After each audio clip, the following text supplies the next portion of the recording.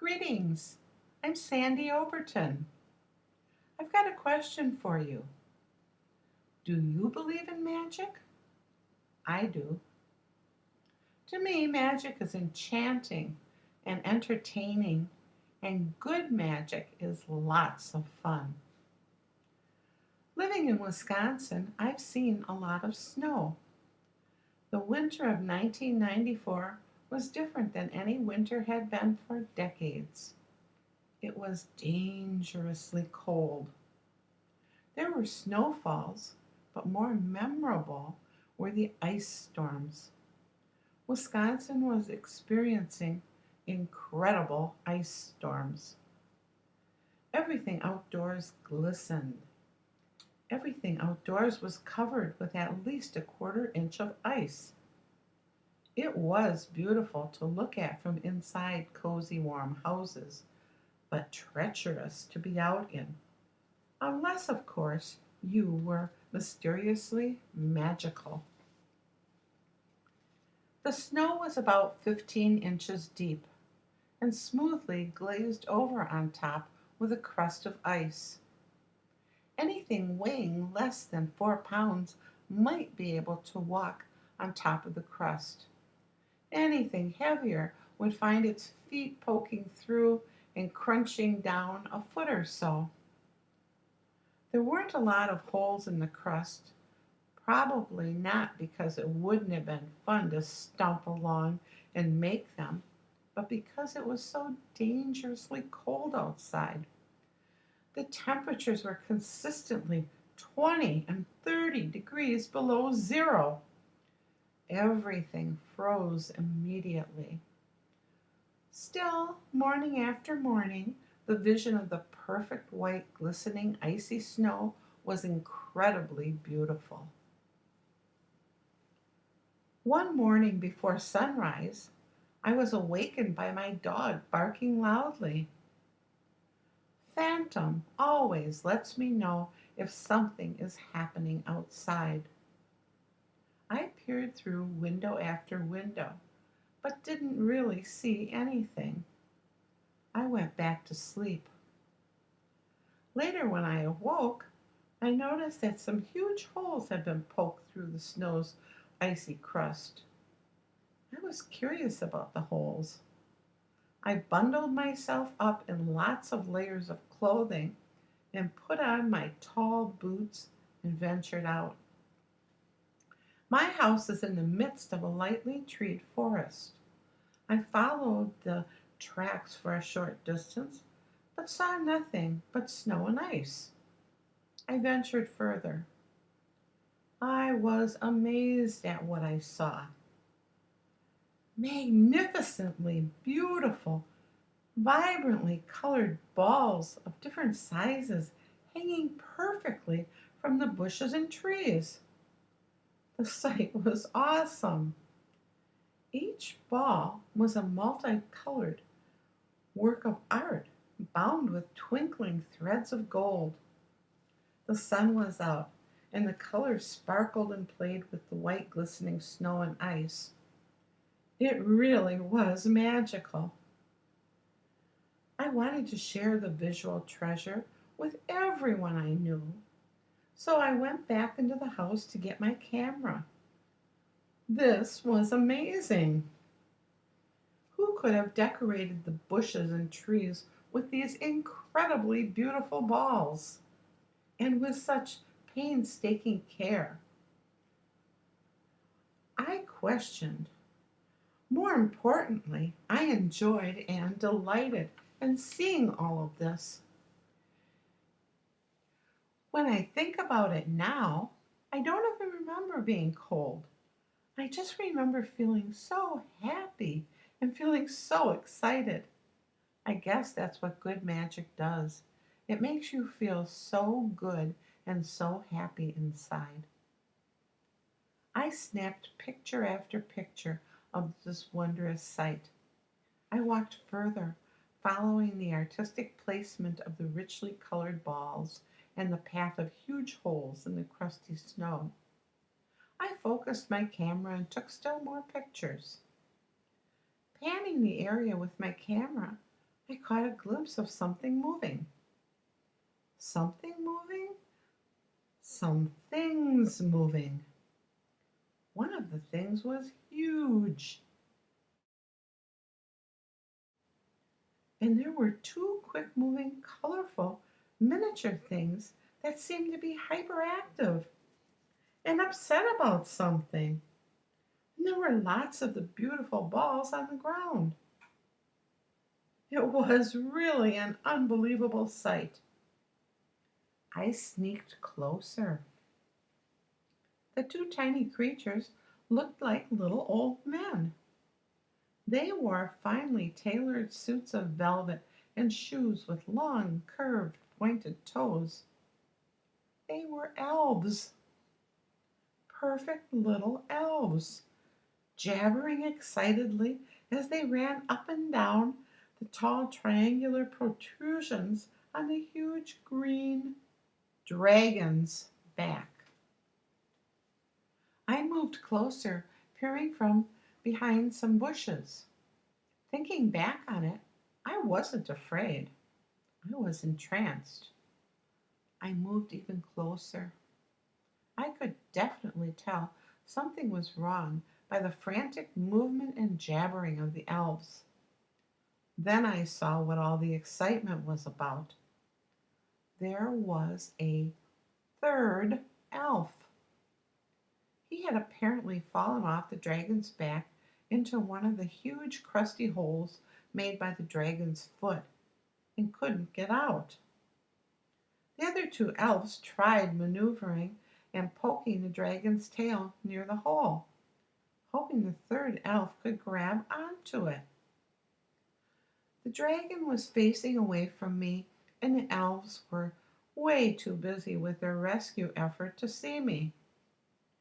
I watched for a moment longer.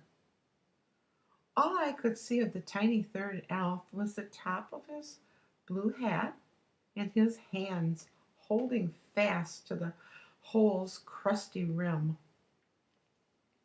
I stepped out from behind the bushes and called to the elves. I can help! The dragon's back rippled, and the elves looked up at me in surprise. Grinning, they motioned me forward. I moved closer and reached into the hole and plucked the tiny elf out.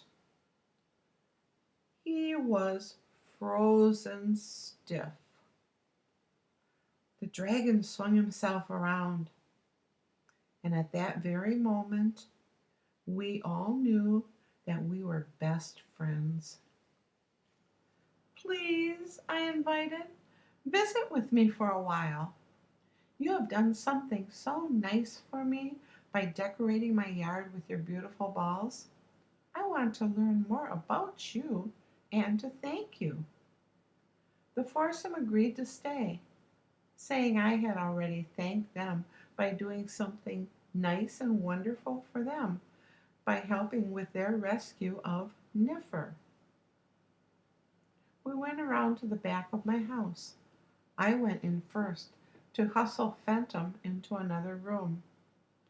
I wasn't sure a dog that had trouble accepting rabbits and squirrels would be able to accept a green dragon and three elves.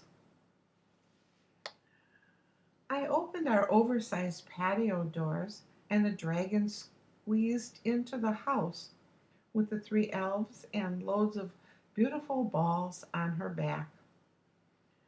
I made hot chocolate. We talked and laughed. The dragon's name was Gramgir Kangas. Gramgir Kangas was many beautiful shades of green with tiny flecks of purple. She had sparkling, kind blue eyes, an interesting curved forehead horn, and a magnificent long back and tail spiked with triangular points. Watching the antics of the three elves, I could also tell that Gramgir Kangas was loving and had a lot of patience. The elves were called Obs, Niffer, and Porcupine. As I described earlier, they all wore finely tailored velvet clothing. Their eyes twinkled and their faces radiated kindness. They were not much taller than a tulip. Their features were perfect. Their cheeks were rosy, their noses were very long, and they were very merry. They really did look like little old men, but they were so agile and they were so spry. They really reminded me more of giggling children. They were all very delightful and full of kindness and fun. It was interesting to learn that Gramgir Kangas was left behind when the dragon population disappeared ages ago, and that the elves were all direct from the North Pole workshops. Years before, the foursome had met during another season of ice storms in the New York area and had decorated the town together. They made a pact that whenever and wherever a fantastic ice storm occurred, they would meet and they would add some color to the icy white landscape by decorating it with the special, vibrantly hued friendship balls that they had created and spun with gold. They let me in on a secret. Like snowflakes and people, no two balls are the same. Each is special and unique. The balls are so beautiful. The colors incredible. I wondered and asked how they could possibly create them. Giggles again from the three elves. Gramgir Kanga smiled. Holding her tail, she pointed the tip of it from my patio door window up to the sky. The elves were giggling even louder and jumping up and down and dancing about. Look high into the sky, said Gramgir Kangas. I looked. I saw a patch of color in the gray winter sky. It was moving toward us. As it came closer, I could see that the patch of color was also moving back and forth in a zigzag fashion, with lines of gold being pulled behind through the gray sky. I have never seen anything like this. What is it? Is it some sort of a rainbow? A zigzag rainbow? Yes, yes, yes. That's exactly what it is. Such a good name for Loso Lojo Lizzie's streamer of colors, said Gramgir Kangas. The elves, still for the very first time ever since I first saw them, all nodded their heads in excited agreement. Pleased with myself for having made my friends so happy, I forgot for a moment what was happening. It was such a good feeling to do something that could make my dear friends so happy. And then I started thinking again. Maybe I was dreaming. No, it was real, real magic. Phantom had come into the kitchen. He was quiet. He was looking out the window up into the sky. Phantom? Quiet? Maybe I was dreaming. Just then I felt a tug at my pant leg. It was Niffer. Would you like to see Loso Lojo Lizzie and the zigzag rainbow up close? Who? Loso Lojo Lizzie, Porcupine hollered. Well, yes, I would. I couldn't imagine what I would see next. It was all so wonderful and so magical. Gramgir Kangas put her head out the door. Phantom didn't budge. He just watched. Next, Grandmere Kangas took a very deep breath. Her triangular spines all wriggled. The elves all stood at attention. Then Grandmere Kangas blew a little fire from her nose. It wasn't scary. It was more like light. Next, the patch of color from the sky seemed to move faster and faster and get closer and closer to us. The colors were intense. The elves chanted, Loso, Lojo, Lizzie, Loso, Lojo, Lizzie, Loso, Lojo, Lizzie. I watched in awe as the gray winter sky turned to the most beautiful and colorful sky imaginable.